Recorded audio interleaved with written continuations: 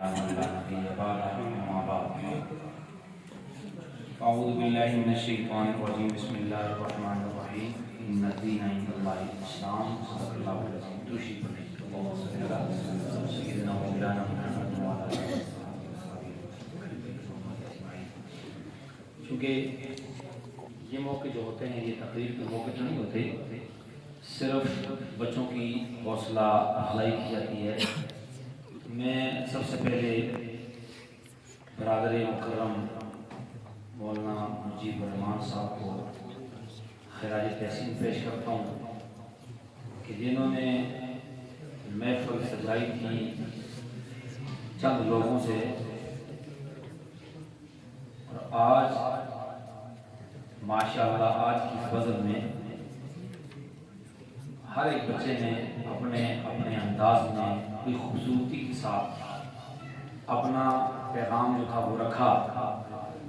میں نے آپ کے سامنے جو آیت پڑھی ہے کہ اللہ تعالیٰ یہاں دین ہے وہ دین اسلام ہے. اب اس دین اسلام کو پھیلانے کے لیے بہت ساری چیزوں کو بروئے کار لایا جاتا ہے. آپ بات کو سمجھنا، کیونکہ جتنے خطباء نے تقریر کی ہے، تقریر کتنی اہم ہے اور خطیب بننا کتنا ضروری ہے وہ آپ کو ابھی 2 منٹ میں احساس ہو جائے گا.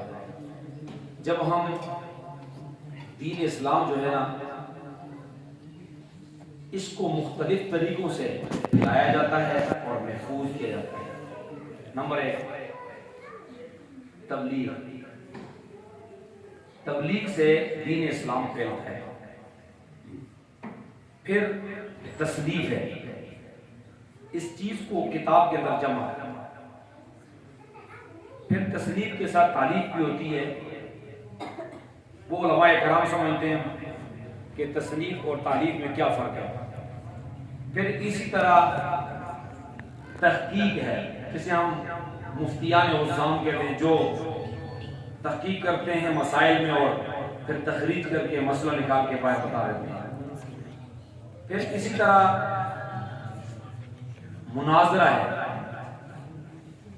اور پھر اسی طرح مجادلہ ہے، پھر اسی طرح مباہلہ ہے. یہ بہت سی چیزیں ہیں. اب پھر ایک ہے مجاہد. یہ ہر ایک آدمی اپنے اپنے شعبے میں تقریر اپنی ذمہ داریوں کو سر انجام دیتا ہے. لیکن اس میں جو خطیب ہوتا ہے نا، خطیب دیکھیں، جو دعوت و تبلیغ والا ہوتا ہے وہ تبلیغ کر رہا ہوتا ہے، بس اس نے ایک اپنی آواز دوسروں تک پہنچانی ہوتی ہے. بلغوا عنی ولو آیا، جیسے آقا کو جہاں فرمایا صلی اللہ علیہ وسلم. پھر اسی طرح جو آدمی تصنیف کرتا ہے وہ بہت سارے چیزوں کو دیکھتا ہے، ذخائر کو اس میں سے ایک ذخیرہ بناتا ہے کچھ چیزوں کا. پھر جو تحقیق والا ہے وہ اپنے ایک دائرے میں بیٹھا ہوا ہے اور وہ تحقیق کر رہا ہے، مسائل نکال رہا ہے. پھر اسی طرح جو مناظرہ کرنے والا ہوتا ہے کہ وہ اپنے جس موقف کے اوپر ہے اس کو سچا ثابت کرنے کی کوشش کرتا ہے، لیکن وہ بھی چار دیواری کے اندر ہوتا ہے. پھر اسی طرح مجادلے میں آپ سمجھتے ہیں کہ تو علماء کرام کی باتیں ہیں، لیکن جو خطیب حضرات ہیں میں یہ کہنا چاہتا ہوں، مجھے آج بڑی خوشی ہوئی کہ یہاں پر مفتی حضرات نے بھی اس چیز کے اندر حصہ لیا. بہت بڑی بات ہے. یہ مولانا مجیب الرحمان صاحب کے لیے بہت بڑی سعادت کی بات ہے.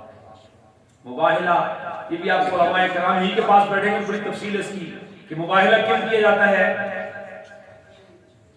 میں تقریر کے عنوان سے بتانا یہ چاہ رہا ہوں کہ مفتی نے تحقیق کی اور مصنف نے تصنیف کی اور داعی نے تبلیغ کی، اور تقریر والا جو ہے اس کے سامنے بہت سارے ذہنوں کے مالک لوگ بیٹھے ہوتے ہیں، اور یہ مفتی کی تحقیق کو دیکھتا ہے، مصنف کی تصنیف کو دیکھتا ہے، اور تبلیغ والے کی، دعوت والے کی تبلیغ کو دیکھتا ہے، مبلغ کی.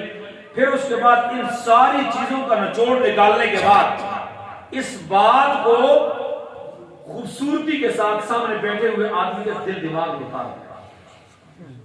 اور آپ یہ سمجھتے ہیں کہ ایک تقریر کرنے والا جو آدمی ہوتا ہے، جو مقرر ہوتا ہے، جو خطیب ہوتا ہے، اس کے چند جملے سن کر کے لوگ کہاں سے کہاں پہنچ جاتے ہیں.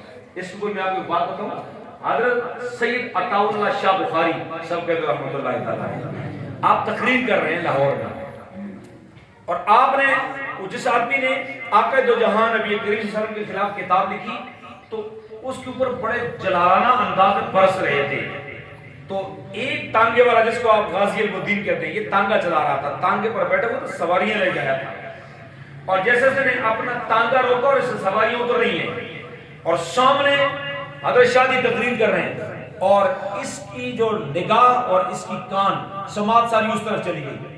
اس نے حضرت شاہ صاحب کی جو تقریر سنی, اس نے وہیں پر اپنا تانگا چھوڑا اور سیدھا اسٹیج میں چڑھ گیا.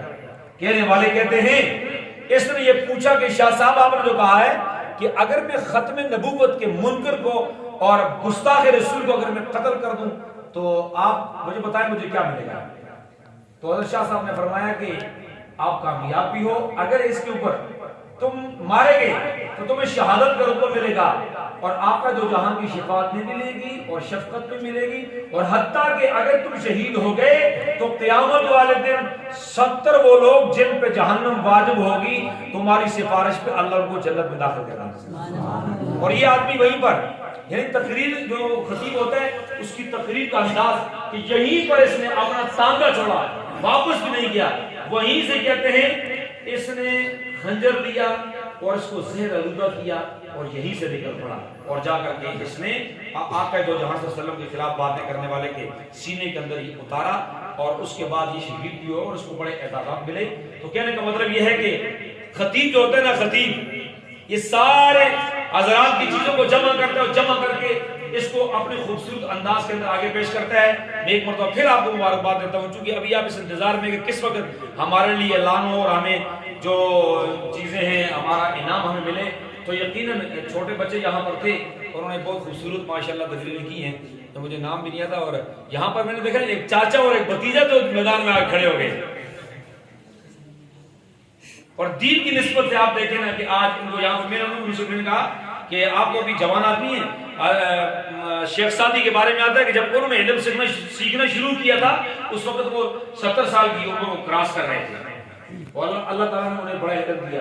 انشاءاللہ اگر آپ مولانا مجیب الرحمان صاحب کے ساتھ لگے رہیں گے تو میں یہ سمجھتا ہوں کہ آئندہ جب ہم آئیں گے تو چاچا بھتیجا دونوں مقابلے میں بڑی خوبصورتی کے ساتھ کھڑے ہوں گے کہ ایک بڑی عمر کا ہوگا ایک چھوٹی عمر کا ہوگا. اور بڑے مزے کی بات ہے کہ پوتا تقریر کر رہا تو باہر سے اس کا دادا انٹر ہوا اور کھڑے ہو کر کے اس نے بھی اپنے پوتے کی تقریر کو سنا. یقین کے ساتھ بہت خوش ہوا ہوگا کہ میں کتنا خوش نصیب آدمی ہوں کہ میرا چھوٹا سا بچہ جو صحیح طرح چلنا بھی نہیں جانتا وہ منبر پہ کھڑے ہوئے اور کھڑے ہو کر کے وہ اپنی آواز میں حضرت امیر معاویہ رضی اللہ تعالیٰ عنہ کی خوبصورت انداز کے اندر سیرت بیان کر رہا تھا. اسی طرح آگے بڑھنا ہے اور ڈٹے رہنا ہے, آگے بڑھ جانا ہے.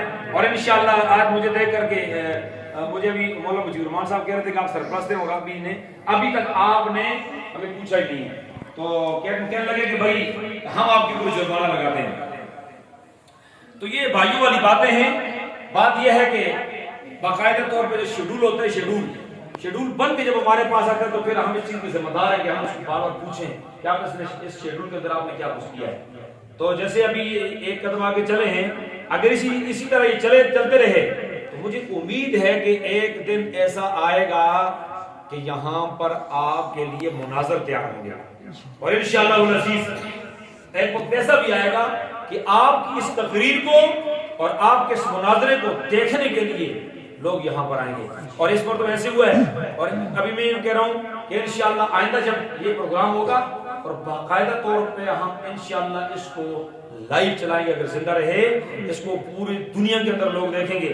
اور جس طرح آج بچوں نے بہت کامیابی کے ساتھ اور بہت جرمندی کے ساتھ اپنی تقریروں کا اور اپنی بہادری کا مظاہرہ کیا ہے, اللہ تبارک و تعالیٰ آپ کے علم میں, آپ کی آواز میں, آپ کے درد میں, آپ کے یہاں کھڑے ہونے کے اندر تقویت نصیب فرمائے, اور اللہ تبارک و تعالیٰ ہم سب کو محبت کے ساتھ دین پھیلانے کے اندر توفیق نصیب فرمائے.